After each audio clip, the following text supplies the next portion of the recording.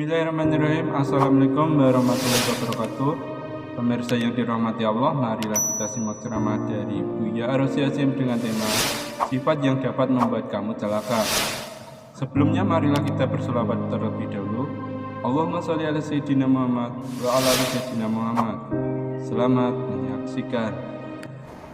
Di dalam Al-Quran, orang-orang riya itu diidentikan dengan yang suka beramal, amal akhirat, tapi tujuannya duniawi. Nah itu, jadi kalau boleh didefinisikan, apa itu riya yang haram? Orang yang beramal amal ukhrawi, amal agama, niatnya untuk kepentingan duniawi. Baik itu popularitas, baik ingin disukai orang, dan segala macam. Maka di dalam Al-Quran, ayat yang sudah sering kita hafal, fawaidul lil musallin, maka celakalah bagi orang yang, kalau terjemahan saya, yang merasa dirinya sholat, gitu, yang ingin dipandang bahwa dia orang yang sholat. Musallin, sholat itu terdiri dari gerakan, bacaan, lalu penampilan. Sholat butuh pakaian nggak?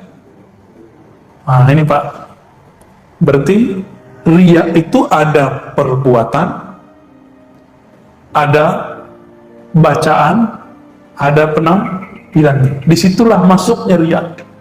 Jadi di mana saja riya itu punya indikasi, dia memasuki kita pada perbuatan kita, amalnya, taat. Yang kedua, kalam, subhanallah ya, gitu, biar disebut sebagai orang yang soleh. Lalu kalimatnya, oh subhanallah, biar disebut islami. Islami atau Arabi, beda loh. Gimana? Akhi, ukhti, supaya disebut kayaknya orang hijrah, sudah ngaji nih, sudah berubah nih. Berasa nggak Pak saya panggilnya akhi? Atau saya panggil mas, enakan dipanggil mana? Ya akhi itu kan mas sama aja ya. Akhi itu Arab, mas itu bahasa kita. Bang, dek, sama. Orang Arab sama aja. Orang Arab nyebut besar kecil seumuran itu akhi. Kita lebih lengkap. Jadi kadang bahasa Arab itu ada yang lebih lengkap dalam urusan-urusan tertentu, persoalan hukum, itu bahasa Arab menjagonya. Penafsirannya bisa dibawa kemana-mana. Tapi dalam budaya belum tentu. Kita nyebut beras, padi, lontong, apalagi Pak, bubur, itu barangnya sama kan? Itu di Inggris sama aja, rice. Dalam bahasa Arab, urz, sama.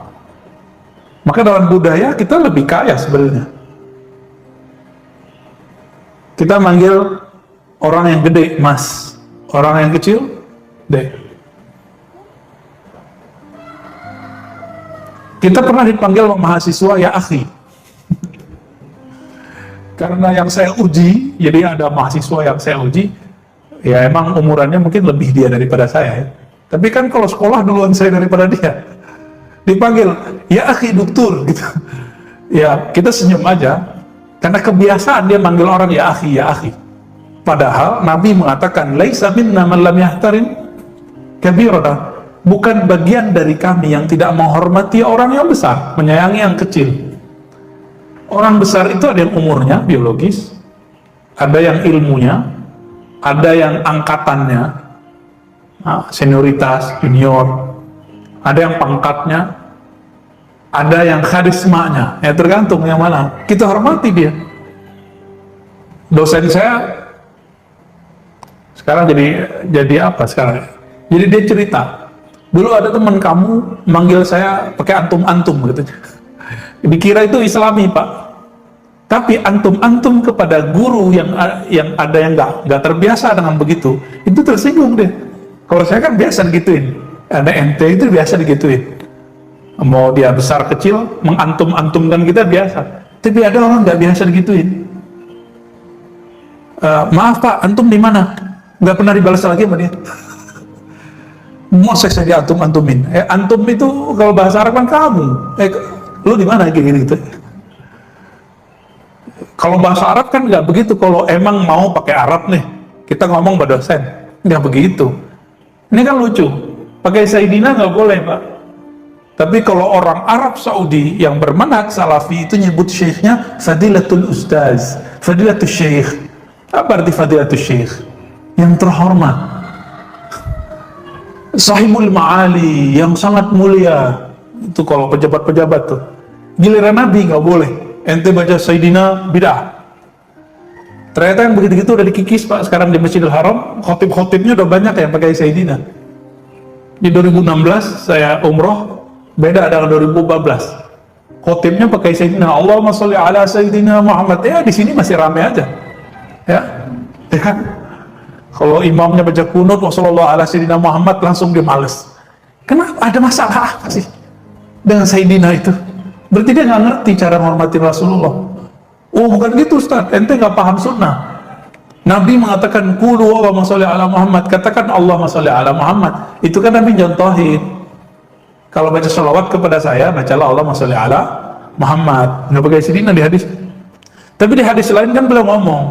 Jadi kadang-kadang Nabi ngomong itu membahasakan dirinya Muhammad. Muhammad itu sudah terpuji tanpa Sayyidina. Tapi kita punya adab. Apa kata beliau? Ana sayyidu waladi Adam yaumal qiyamah wala fakhar. Aku adalah sayyidnya manusia yaumal qiyamah. Pada hari kiamat la fakhar. Sekarang kita nggak tahu, nanti kita bakal lihat. Nabi Adam aja tersungkur ya, ketemu Nabi Muhammad sallallahu alaihi wasallam. Nabi Musa aja kaget tinggalin Nabi Muhammad. Maka beliau bilang, saya sayyidnya manusia. Manusia nggak sini? Kalau manusia ya biasa aja orang baca Sayyidina. Tapi kalau ada orang yang nggak baca Sayyidina juga nggak apa-apa sebenarnya. Tapi jangan salahkan yang baca Sayyidina. Nah, ini ujian khotib Pak. Jadi kalau pas sholawat nggak mau baca Sayyidina, kenapa? Ada 1-2 orang di antara jamaah itu menurut dia ini anti Sayyidina. Untuk menghormati 2 orang ini, ratusan orang yang sholat di situ merasa nggak nyaman telinganya. Cuma karena menghormatin 2 orang yang rese ini. Akhirnya ketika sholawat, Allahumma sholli ala Muhammad, dengan niat ingin menghargai 2 orang itu dia. Tapi dia begini, kadang saya mengamalkan Allahumma sholli ala tanpa Sayyidina, boleh. Kadang saya mengamalkan Allahumma sholli ala Sayyidina, itu nggak ada masalah. Tapi kalau karena si fulan, ini baru bid'ah. Bukan bid'ah lagi ya, haram malah.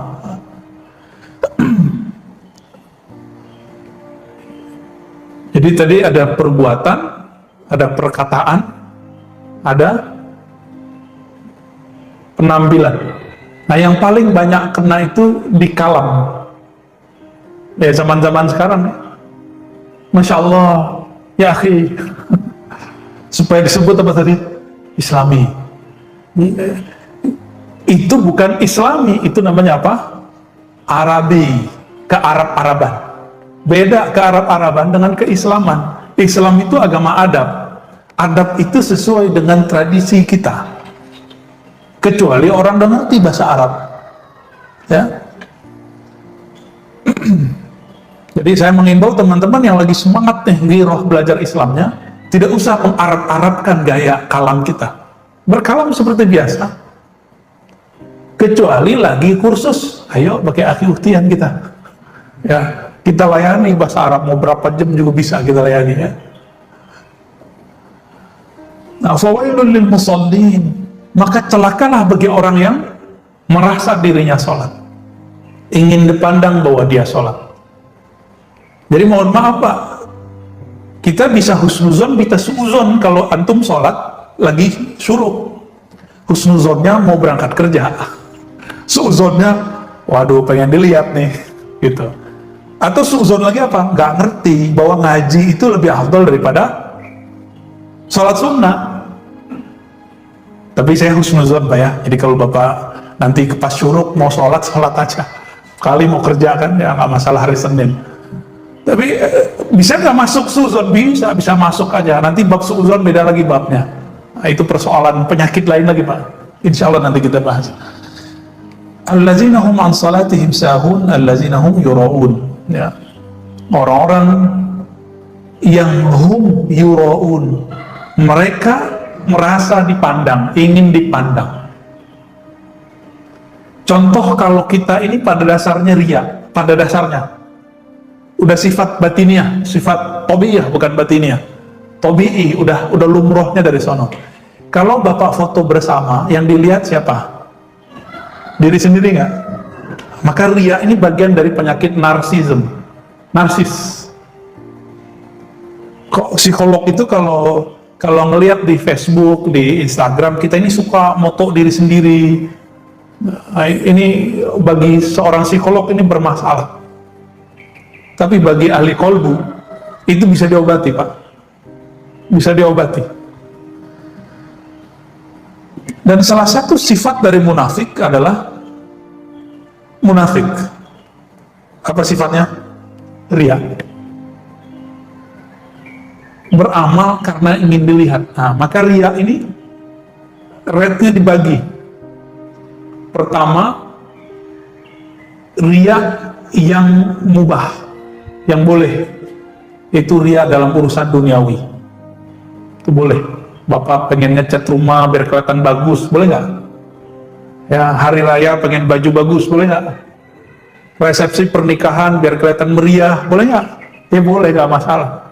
Tapi jangan berlebihan, jangan mubazir. Mubazir saudaranya setan, bukan teman, Pak.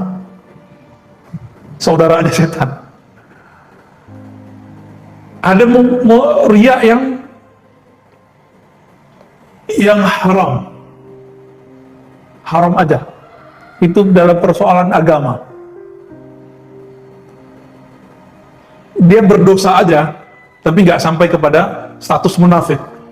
Yang kayak tadi, ya, menggunakan simbol-simbol agama biar pengen disebut apa gitu. Tapi ada riya yang menumbuhkan sifat kemunafikan dalam diri. Ini yang kemudian diantisipasi dalam Al-Quran. Riya yang mana? Dia sebenarnya nggak rajin sholat. Kalau sholat tuh ngebut, tapi kalau di masjid itu bisa lama. Nah, riya begini nih gawat ini. Tapi bapak ini sholat di rumah sama sholat di sini sama. Ya udah, nggak usah dipikirkan. Mau orang lihat, nggak orang lihat, nggak ada urusan. Jadi yang nomor 3, riya yang mana? Dia menzahirkan sesuatu yang bukan dirinya. Itu yang disebut munafik bermuka dua. Munafik itu kan bahasa Arab. Itu artinya binatang yang masuk ke satu lubang, tapi dia keluar lewat lubang yang lain. Jadi orang ini punya dua karakter. Kalau ketemu yang ini, nanti karakternya apa? Ketemu yang lain, karakternya berubah. Ya. Kalau kita baca Quran, agak keras sedikit, atau berzikir, subhanallah, agak keras sedikit, ada bisikan nggak Pak di hati? Kencengin dong, biar kedengaran sama orang, gitu. Nah, Bapak sadar ya? Berarti kita bisa berdialog sama diri kita sendiri dan bisa berdebat. Kata-kata hati, kamu nggak usah perhatiin orang. Biarkan saja orang itu, benar nggak? Nah, ini yang masih lemah nih, kekuatan yang ngomong itu masih lemah. Yang masih kencang yang mana? Yang bilang, ini baca dong depan orang, ya. Biar kelihatan soleh. Tapi ingat juga, ada riya yang tampak, ada riya yang tidak tampak. Riya yang tidak tampak itu meninggalkan satu amalan yang soleh supaya disebut ikhlas. Nah, ini lebih bahaya, Pak. Jadi ada riya dibalik keikhlasan. Contohnya nih, Bapak ini udah nggak mau pakai tasbih, bukan karena takut disebut ahli bid'ah, takut disebut riya. Nggak mau pakai tasbih karena takut disebut riya. Berarti pengen disebut apa? Pengen disebut ikhlas. Itu riya juga tuh. Nah, ini riya yang paling bahaya. Itu yang tidak bisa dibersihkan pakai paradigma ngaji begini. Dia harus pakai zikir. Zikirnya harus lebih kencang. Zikirnya 2 aja, la ilaha illallah dengan ismul jalalah, Allah, Allah. Nah, la ilaha illallah banyakin, Pak. Karena zikir Allah, Allah itu harus kita lakuin. Kalau la ilaha illallah udah dapat dari kecil. zikir aja. Bedanya sekarang dikasih makna, tidak ada yang memandangku kecuali Allah, aku tidak beramal kecuali karena Allah. Itu maknanya la ilaha illallahnya. Itu cara ngobatin diri. Kenapa nggak sholat sunat? Malu ntar disebut orang riya lagi. Nah itu maksud tuh. Kenapa nggak baca assalamualaikum? Ntar disebut orang soleh lagi, orang alim, so alim. Berarti dia takut disebut riya karena so alim. Berarti pengen disebut apa dong? Pengen disebut ikhlas. Jadi riya di dalam keikhlasan itu dia. Tarkul amali khawfar riya riyaun. Begitu kaidahnya. Meninggalkan satu amalan karena takut disebut riya, itu adalah riya yang tersembunyi dalam keikhlasan. Nah ini lebih berbahaya Pak, dan itu harus dibenerin ya. Nah kalau lagi puasa apa riyanya?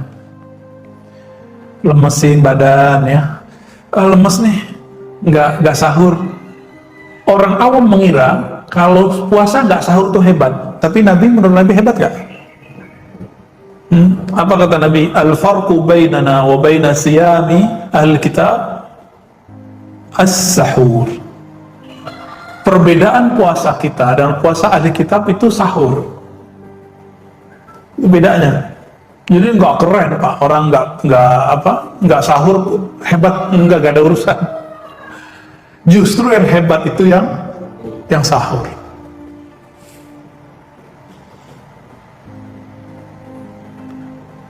Ada riyaknya ahli agama, tokoh-tokoh agama, pengen dibantu orang. Gimana caranya? Teriak-teriak ya, cari-cari perhatian di sosmed, di Facebook. Pengen punya pesantren, foto tanah kosong, terus bilang, ya Allah, semoga diberi nanti kesempatan bikin pesantren. Posting. Pengen apa? Pengen nanti supaya ada orang kaya beli dia tanah, kan gitu. Atau pengen ada orang punya tanah ngasih dia wakaf, sama aja. Hatinya gantung sama makhluk, nyantol sama makhluk. Dakwah nih, zaman-zaman musim hujan, belum punya mobil, belum punya kuda berkaki 4 ya, kena hujan, pasang status di IG kah, di WA kah, ya Rabb, beginilah perjalanan dakwah. Musim hujan, baju pun basah, tapi belum punya apa? Kuda roda 4. Niatnya apa? Pengen nanti ada orang agnia, orang-orang kaya beliin dia mobil. Nah, kan gawat ini. Kalau Allah sayang, nanti Allah kasih lain Pak. Allah kalau sayang, maka si orang soleh ini akan diuji oleh orang-orang kaya itu. Tahu-tahu ada yang dia nggak ngomong apa-apa, si orang soleh ini ujian hatinya ini siria atau enggak. Dia dakwah biasa, pakai motor kah, pakai apa kah, pakai jalan kaki kah, nggak ada pasang-pasang status. Ini banyak nih kiai-kiai diuji dengan itu. Teman-teman saya para hufaz, para kiai, para tuan guru muda-muda itu kan belum mapan semua Pak rata-rata. Nah, ini ujiannya sama. Tiba-tiba ada orang kaya datang, Ustadz tinggal di mana? Oh saya ngontrak di situ. Oh ntar bulan depan kalau ada ini saya beliin rumah. Wah ini kalam-kalam yang betul-betul ujian Pak. Oh Ustadz pakai motor ya, nanti saya beliin mobil. Nanti, nah ini ujian dia nih.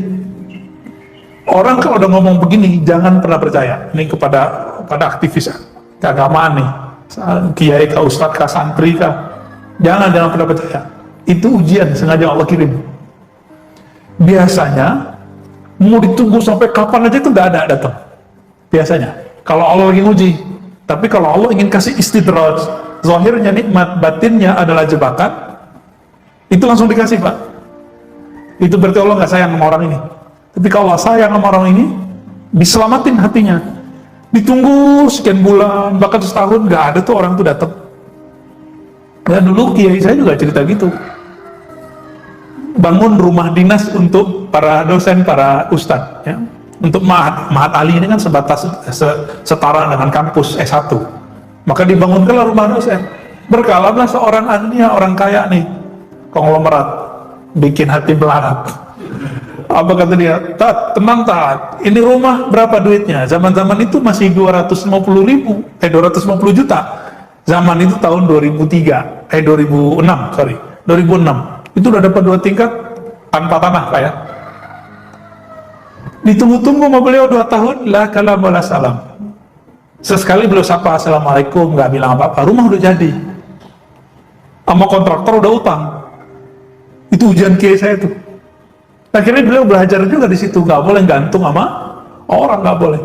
Teman saya ngeredit rumah, datang orang kaya, Hafiz Mbak, Ustadz, saya lihat beliau sangat tulus kalau ngajar. Nggak tahu isi hatinya ya, bahkan kelihatan penangan kita begitu. Karena ada seorang ibu-ibu kan gampang ternyuh melihat Ustadz ini berjuang. Ustadz, ini rumah masih kredit ya? Oh iya, nanti saya bayarin Ustadz, berapa bulan lagi, berapa tahun lagi, nanti saya bayarin semua. Udah 3 tahun ditungguin nggak ada Pak. Ya, saya tepuk-tepuk orangnya, sabar ya. Kalau ada orang begitu, Allah sayang sama ente. Kalau Allah nggak sayang sama ente, ente dikasih. Nanti hatinya orang yang hafiz Quran, kiai ngajar sunnah, kiai punya pesantren, nggak lagi berta'alluq, bergantung kepada Allah Samad, tapi bergantung kepada orang yang kaya konglomerat itu. Maka nanti kelihatan kalau orang kaya ngajar, datang suaranya bagus-bagusin, ngajinya diindah-indahkan, suaranya agak ke dalam dikit atau agak dikencengin dikit biar kelihatan performanya bagus. Ya itu bohong semua itu ya. Cari muka. Maka efek dari riya ini cari muka, dan makhluk yang suka cari muka itu si guguk apa si monyet? Si monyet Pak. Ini kalau bapak ini batinnya kuat, itu kadang-kadang muka orang tuh berubah kayak monyet, kelihatan sama kita. Saya kadang-kadang berdoa supaya nggak ngelihat itu. Namanya kasyaf ya. Kadang-kadang berubah Pak mukanya dari satu sisi, kenapa berubah nih mukanya, mukanya kiai ini? Udah nggak kayak manusia, udah kayak guguk, nyala terus. Ada yang kayak monyet ya, cari perhatian terus. Ada yang kayak kucing gitu Pak, cari perhatian juga tuh kan, kucing sama tuh. Tapi makan tuh nggak pernah kenyang tuh si kucing, nggak pernah dia bersyukur. Kucing kan begitu. Jadi orang riya itu, masih ingat karakter sisi manusia ada 4 ya. Sisi hewan ternak, masih ingat? Hewan buas, apalagi sisi setan, sisi malaikat. Sebenarnya ditambahin sisi ruh 5. Ada sisi rohani. Rohani ini semuanya baik. Kalau malaikat ini ada yang semuanya baik, tapi ada yang nggak cocok sama kita. Kalau setan, semuanya buruk, walaupun zahirnya baik. Kalau hewan buas, itu ada baik, ada buruknya. Marah itu ada saatnya nggak baik, ada saatnya buruk. Apalagi sisi hewani. Nah, hewan yang mana nih? Biasanya hewan-hewan yang ternak ini. Jadi orang riya ini turun pangkat dia. Kalau nggak buas, kalau nggak, ya ceramah nih. Ini sekarang kan lagi rame. Ini mohon maaf, saya secara fikih agak sedikit berbeda pemahaman dengan beberapa pergerakan. Ya mohon maaf. Ini bukan karena kita kenapa-kenapa. Ini bukan persoalan liberal gak liberal. Ini masalah paradigma memahami fikih. Ada orang berceramah bulan puasa, ayo kita tutup rumah makan. Ini kemungkaran. Adil nggak Pak? Tutup rumah makan, tapi Indomaret dibuka. Ada nggak? Lebih ngiler ngelihat air dingin di kulkas atau melihat rumah makan warteg-warteg. Dan di dunia ini, di Jakarta aja yang mayoritas Islam, itu ada nggak orang yang nggak puasa? Anak kecil kah? Perempuan haid kah? Orang sakit? Musafir? Orang kafir, non-muslim? Mereka kan nggak puasa. Terus kalau ada rumah makan ditutup, mereka mau makan di mana? Apalagi orang-orang di perkotaan punya tradisi tidak memasak. Benar nggak? Jadi orang ini ada cara berpikir fikihnya nggak jelas, lalu dipakai ketidakjelasan itu dalam bab amar ma'ruf nahi mungkar supaya disebut ustadz ahli nahi mungkar. Kalau ceramah tuh berapi-api, kita tutup supaya disebut ustadz yang tegas, kalem-kalemnya, masya Allah. Tapi niat di hatinya apa? Pengen disebut ustadz ahli nahi mungkar. Bagus menjadi ustadz nahi mungkar, bagus. Tapi kalau terbesit di hati pengen disebut ustadz ahli nahi mungkar, ini riya juga. Tegas galak biar disebut ustadz tegas, ya sama aja. Dan ini wasiat untuk diri saya sendiri dan untuk para dai. Sekarang ada satu penyakit yang dijadikan sebagai sebuah pakaian atau karakter bagi para pendakwah. Padahal itu bukan miliknya dai, tapi itu miliknya artis. Apa itu? Branding. Branding diri. Branding itu ilmu apa, Pak? Ilmu dakwah apa ilmu marketing? Ya marketing. Emang orang dakwah jualan? Jadi sekarang orang nge-branding dirinya, Ustadz cinta lah, dulu ada muncul ya. Ustadz apa lagi? Ada Ustadz dengan gaya tertentu, gelar-gelar tertentu, sebutan-sebutan tertentu, baju-baju tertentu. Kalau pengen misalnya biar ini niatnya supaya orang fokus, boleh. Warna tertentu, silakan. Kalau niatnya ingin membuat suasana baru, nggak apa-apa. Tapi kalau ingin populer dengan nama itu, dengan karakter itu, ini bagian dari riya. Orang yang riya itu, jika amalnya amal agama, dia dapat apa yang dia niatkan di dunia, tapi habata ajruhu, begitu disebutkan ya. Tapi amalnya gugur semua. Ya paling-paling nanti dia akan dikenal sebagai Ustadz Fulan, Ustadz A, Ustadz B, Ustadz Amar Ma'ruf. Kalau ini Ustadz Nahi Mungkar, Ustadz Serbanan, Ustadz Habiban. Pengen disebut dengan gaya-gaya begitu. Bapak itu menghormati orang dengan pakaian atau dengan ilmu yang ada di dadanya? Awal-awalnya pakaian, bener ya? Biasanya perbedaan ustadz dengan gak ustadz kan, kalau biasa ustadz bawa gini, ya gak? Ya, bener gak? Tapi kalau dia berkalam, wah kayaknya bukan ustadz deh, bisa jadi kan? Wah kayaknya gak cocok deh, bisa begitu kan? Berarti orang hebat gak hebat bukan karena dia punya. Maka kita kasih tahu kepada diri saya sendiri dan para pendakwah, jangan sibuk dengan performan penampilan zahir. Ya. Aslih qalbak. Perbaiki itu kolbu. Kalau udah bener kolbunya, apapun penampilannya nggak mesti begini, nggak mesti pakai kopiah, pasti kalamnya enak didengar. Ya. Maka kebalikan dari orang-orang sok ikhlas tapi riya ini, ada namanya kelompok malamatiyah. Pernah dengar malamatiyah? Malamatiyah ini dekat lama yalumu. Orang yang tidak pernah menyimpan keburukan dalam dirinya, niat buruk. Ya, dia niatnya pengen terkenal, tapi dengan penampilan religius, beramal-amal ukhrawi untuk popularitas diri. Dia nggak ada itu. Ini orang malamatiyah. Tetapi walaupun di kalbunya tidak ada kebusukan, kekotoran, dia tidak pernah menampilkan kebaikan. Nah itu orang malamatiyah. Ini kebalikan dari riya. Nah, ini agak berat Pak. Orang begini nggak banyak di dunia. Ya. Dan kita biasanya akan diuji terus sama orang begitu. Kadang-kadang ngerjain kita Pak. Ngerjain lagi sholat di masjid, di depan dia berisik. Nah biasanya ustadz-ustadz yang membrand dirinya mengamuk sama dia. Padahal targetnya bukan itu. Targetnya apa? Kita selama sholat ingat siapa? Ingat Allah atau ngerundel hatinya? Berisik amat itu, munafik di luar masjid tuh. Gitu. Lagi sholat hatinya memumpuk kebencian. Ini hati-hati juga. Tanda sholat gak khusyuk. Berarti Allah Akbarnya palsu gak? Yang munafik siapa? Jadi kalau ini kejadian, jangan terganggu Pak. Mau di luar ini ada musik kenceng-kenceng nih, kalau mengkolbunya khusyuk, di sini berat khusyuk. Nanti bab nahi mungkar lain cerita. Ya itu bab yang tersendiri. Ada babnya di sini. Nah, ada etikanya segala macam. Insya Allah nanti kita sampai di sana. Maka Bapak saudara Allah, ini sangat banyak tadi ya. Ria ini lebih berbahaya daripada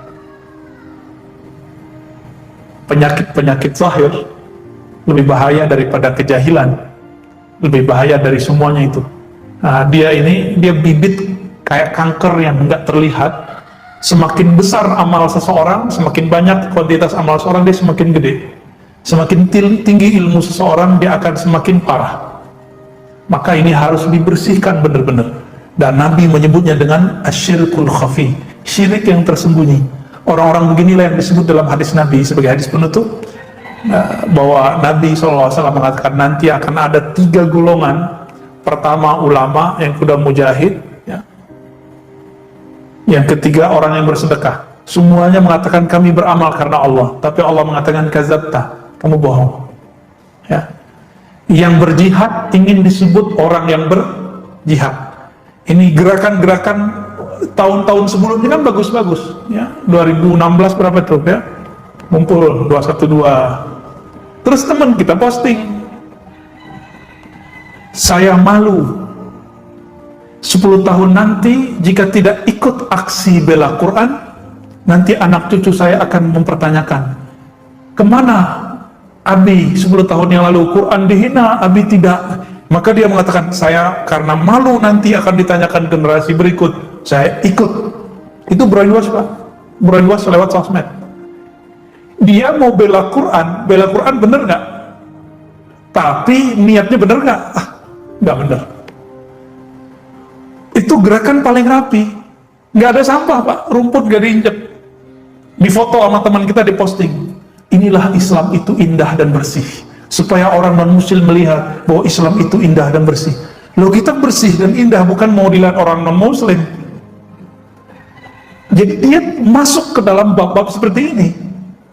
Bahaya nggak? Ini bahayanya.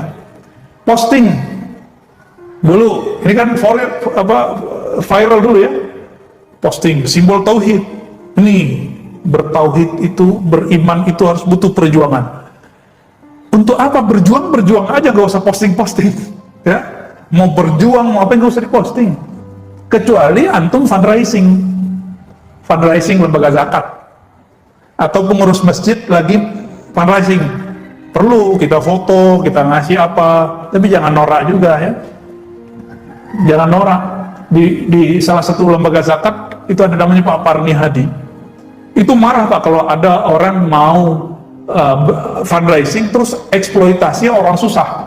Difoto tuh orang-orang patah kaki, orang sakit, orang cancer, difoto terus kita ngasih duit. Itu penghinaan namanya, merendahkan dia. Kita mau mengambil duit orang-orang kaya, mengetuk hati orang kaya dengan mengeksploitasi yang menjadi aib orang ini. Fakir itu bagi orang aib nggak? Miskin, itu aib bagi mereka. Maka banyak orang-orang miskin sok kaya itu banyak, supaya nggak ketahuan miskinnya. Orang sakit itu malu ketahuan sakitnya, kecuali dia mau cari perhatian biar dapat duit, itu lain cerita ya. Maka Bapak selamatkan Allah, karena ini penyakit yang tidak terlihat. Kita yang tahu bahwa kita punya penyakit ini atau tidak. Maka orang yang merasa dirinya tidak ria, saya curiga dia ada keriaan dalam dirinya. Maka tuduhlah kita setiap hari di dalam diri kita ada ria. Maka istighfarnya sudah naik pangkat, tidak hanya lagi dari dosa yang zahir, tapi istighfar berikut adalah istighfar dari dosa batin, dosa yang gak tampak. Jadi setiap hari Bapak selamatkan Allah, coba biasakan 3 kali baca pagi sore, astagfirullah, ya Allah ampunkan dosa ria di hatiku, ya Allah ampunkan dosa sombong di hatiku, ya Allah ampuni dosa semua penyakit-penyakit hatiku. 3 kali Pak, minimal pagi, sore, pagi sore. Lebih afdol jika dibaca sebelum tidur. Lebih afdol lagi kalau ditambah ketika kita tahajud malam hari. Itu cepat sekali bersihnya. Jadi harus diistighfarkan. Itulah pembersihnya. Lalu kalau sudah diistighfarkan, dia harus diharumkan. Apa pengharumnya? Zikir kolbu. Maka dimanapun kita berguru, kalau ada ahli zikir kolbu, ambil zikirnya, pelajari. Zikir kolbu itu mata dipejam, lidah dikunci, mulut ditutup. Lalu yang berkalam cuma kolbu yang tadi punya penyakit ria, dilatih supaya dia menyebut nama Allah tidak merasa dipandang oleh makhluk, tapi yang mandang adalah Khalik. Jadi ria yang boleh itu ria kepada Allah, tapi nggak ada istilah begitu. Namanya ihsan, menyebut nama Allah dan meyakini Allah mendengar kita menyebut namanya, Allah melihat bahwa kita membaca namanya. Nah, ini baru namanya ihsan. Baik, kira-kira itu Pak. Gimana? Ada yang mau ditanyakan? Ini nggak pada kerja nih. Udah pas jam 6. Jam saya, jam saya telat ya. Gimana? Belum ada banyak saya tanya. Tapi tidak diartikan sebagai ingin dikatakan kenyataannya ingin dikatakan di orang lain atau membuat diri sendiri. Memandang diri kita beramal gitu, berjasa, beramal. Rumusnya satu aja bedanya.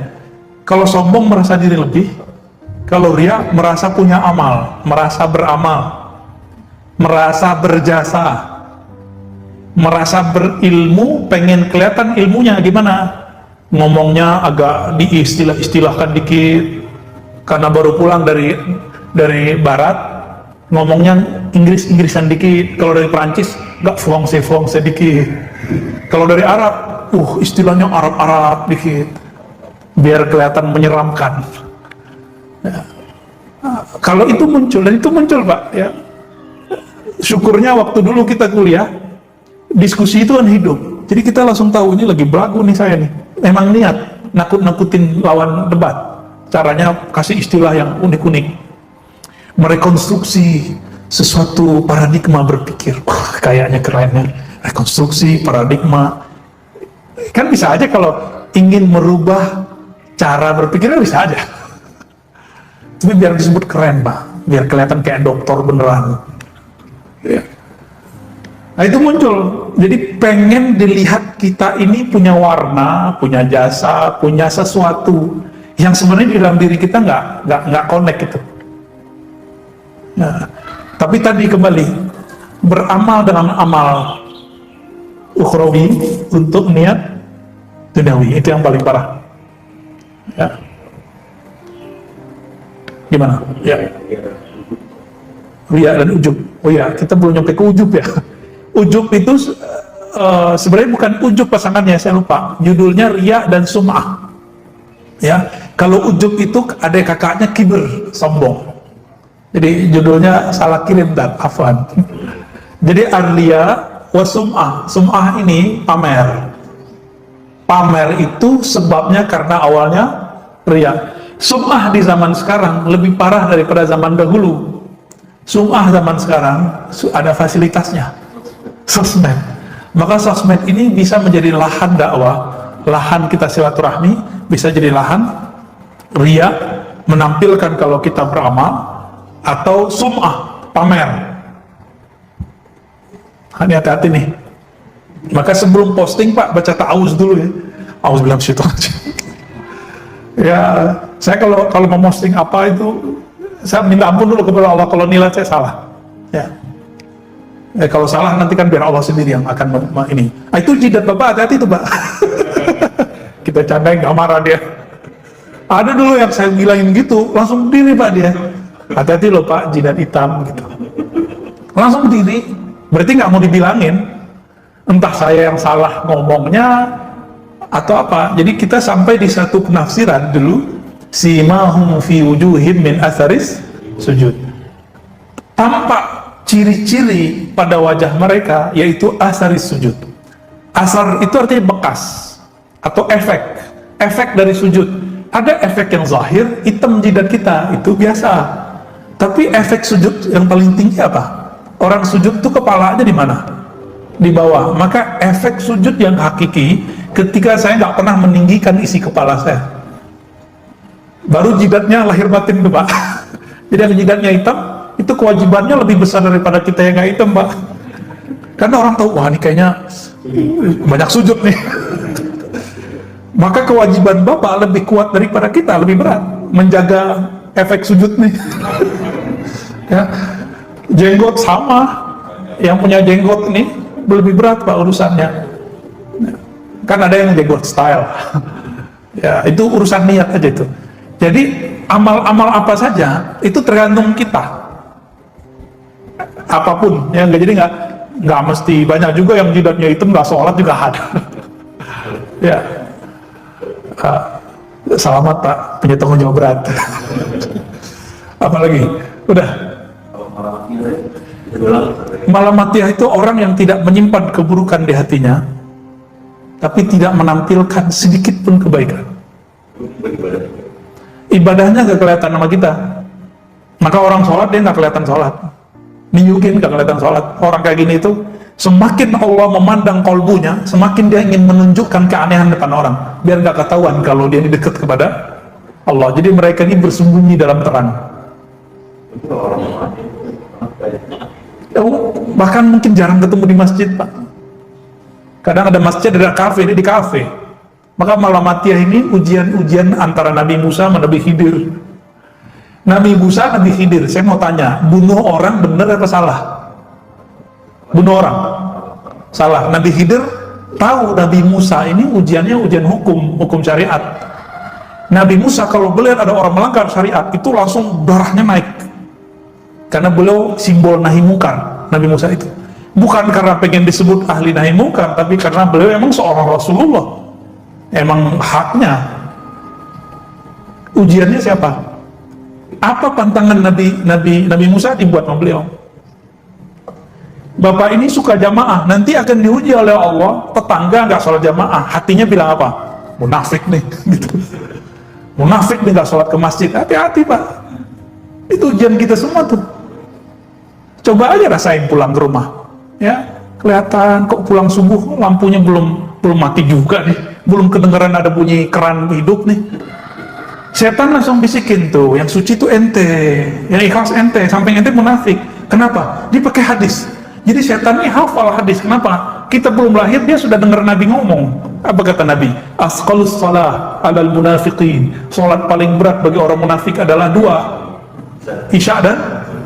Jadi bapak ini punya tetangga nggak sholat Isya, waduh berat. Nanti setannya masuk Pak. Jangan kira saya ini selamat tiap hari saya menghadapi itu Pak. Tetangga kita ada yang sholat subuh, ada yang nggak sholat Isya di masjid, tapi dia sholat nggak di rumah. Sholat di rumah, masa nggak sholat di rumah? Mungkin karena corona dia nggak datang ke masjid, kan bisa begitu. Atau mungkin dia punya mazhab Imam Ghazali ini, punya satu mazhab yang beda sama yang lain. Bagi beliau, orang yang hatinya berpenyakit berat dianjurkan dia berkhalwat. Maka di saat-saat dia berlatih ini boleh ditinggalin sholat jamaah, kecuali Jumat. Tapi nggak boleh tiap sepanjang masa, nggak boleh. Cuma di hari-hari khalwat. Tapi pandangan ini ditolak oleh para imam kita. Imam Barkawi, ya, imam pensyarah kitab Ihya Ulumuddin menolak itu. Itu persoalan fikih. Tapi Imam Ghazali kan ngerti dirinya sendiri. Ya. Beliau itu riaknya karena posisi. Dulu beliau kan profesor, gelarnya Hujatul Islam. Jadi semakin tambah ilmunya, tambah gelarnya, wah ini semakin tinggi, semakin kuat pengaruh riaknya. Dan Imam Ghazali orang yang mengalami mengidap penyakit itu semua di waktu beliau terkenal. Maka beliau menghilang 10 tahun, diajarkan Asmaul Husna oleh Imam Abu Ali Al-Farmadi, dan berzikir dengan itu. 4 tahun sebelum wafatnya beliau balik ke Baghdad, lalu pindah ke kampungnya dan bikin surau atau zawiyah pesantren kecil. Disitulah beliau mengajarkan kolbu. Lahirlah kitab Ihya Ulumuddin, ya, menghidupkan ilmu agama yang zahir plus batin, tidak hanya zahirnya.